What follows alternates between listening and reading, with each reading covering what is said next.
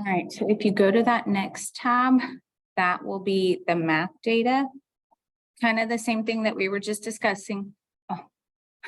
The first one is the same thing. Each one of those bars represents a student when you're looking at the green, red, yellow, and blue.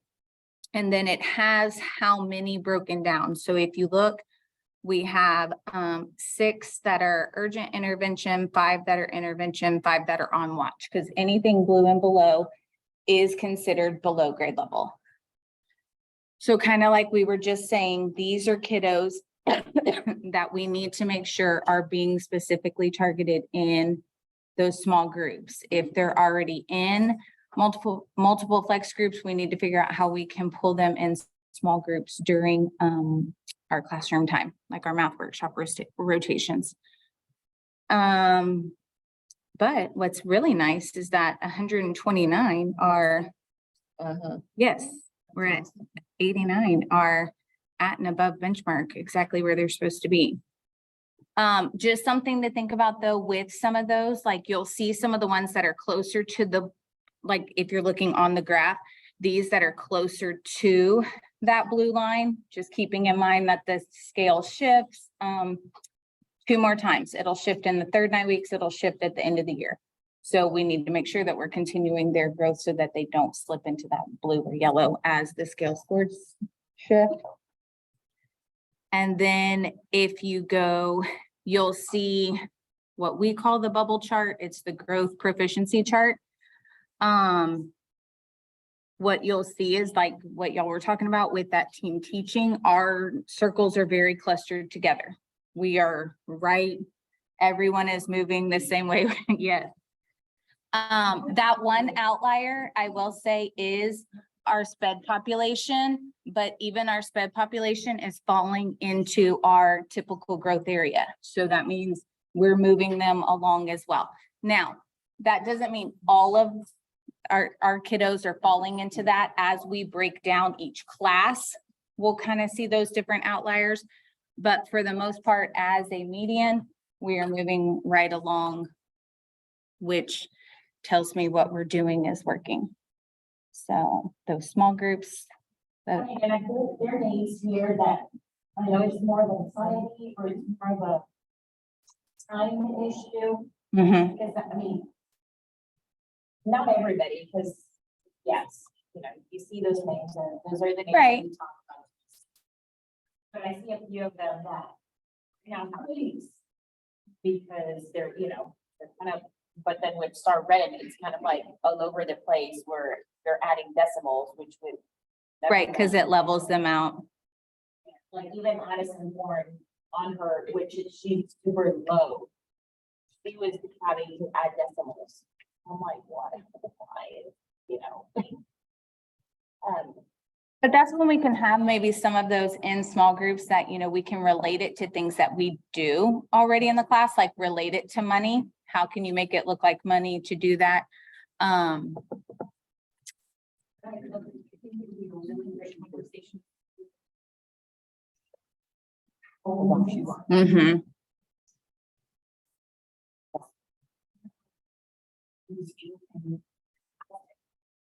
so right. And then the future. There probably are kids that are. We know that there's. However, those are the kids that have to be in group.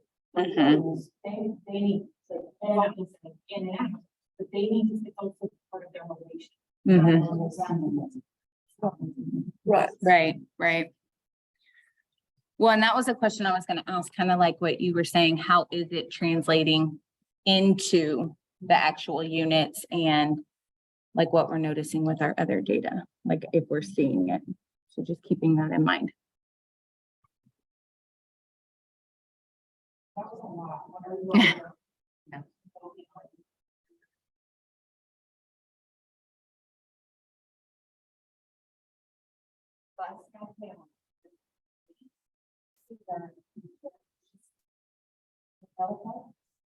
They consistently, there is how do you remember this? I don't have it now, but these are that we can pull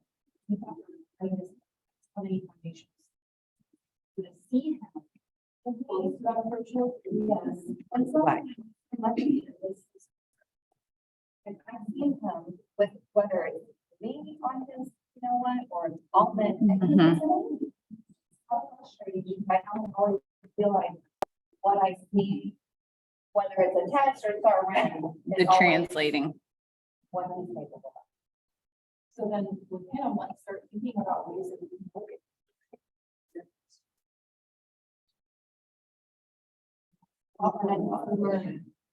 Tag things. Yes, ma'am.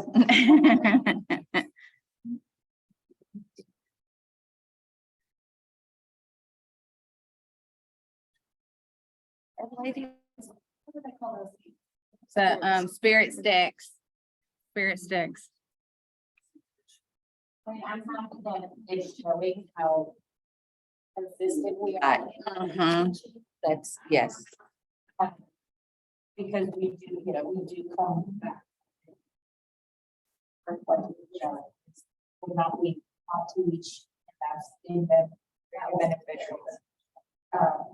So I'm happy. Well, and those targeted small groups, like we're always looking at, you know, where's that biggest need and how can we do that? And then progress monitor to see just little Johnny need to stay or can they move?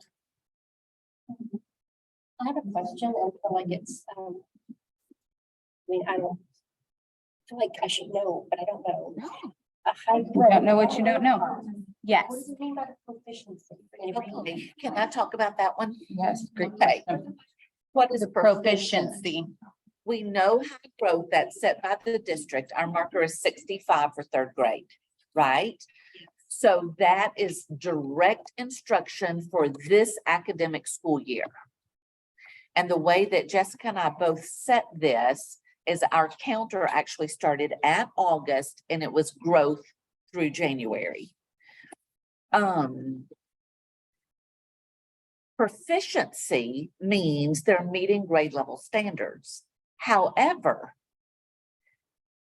it is the combination of background knowledge so that a child can actually come to me, a high performer can come to me fully attuned to third grade standards and be a low growth student, right?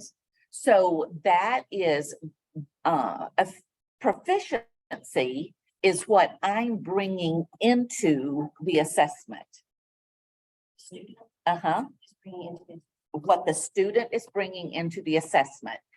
That is combined with all that they've known, but it's also combined with their rate of work.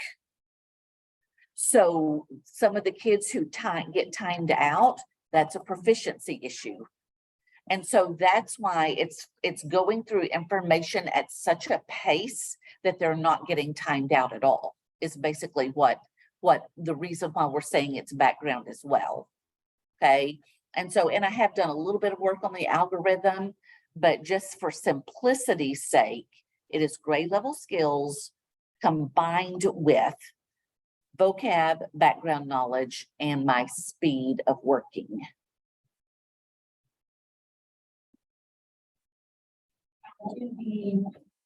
And this is, you know, star rent, I know, we all seen it, but how do we have those high kids grow when, like I have Drew and everything in his standard is 8th grade.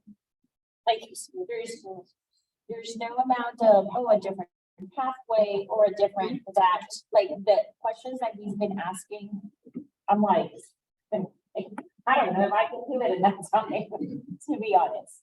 So I cannot show high growth for him. There's no way. Like there's the majority of my kids, when I go, like even my mean, like the mean of my class that is in green. When I throw their report, they're in 4th and 5th grade standards. So that's why I have an issue here.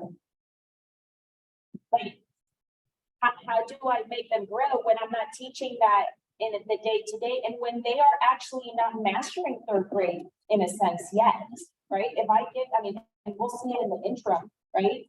that they probably are not mastering. They need more of third grade content, but in Star Rep, they're showing in fourth and fifth grade standards. But that's So- not, Ms. Toto, that's not that they're working on fourth grade level.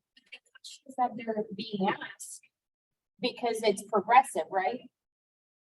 Or like, if I run the report, everything that they say, like because it matches with Freckle, and if I, do okay, this is your level, so these are your Freckle assignments, it's in a fourth and fifth grade level. So maybe what we could do is one of two things, or kind of a combined thing, where we look at their TEKS mastery skills of which areas they are focusing or need to focus on, but also how can we go deeper into the third grade skills? So whether through extension, PBL, anything like that. So not focusing on, we have to teach them for fifth, whatever grade level they're equivalent to, but deeper with that.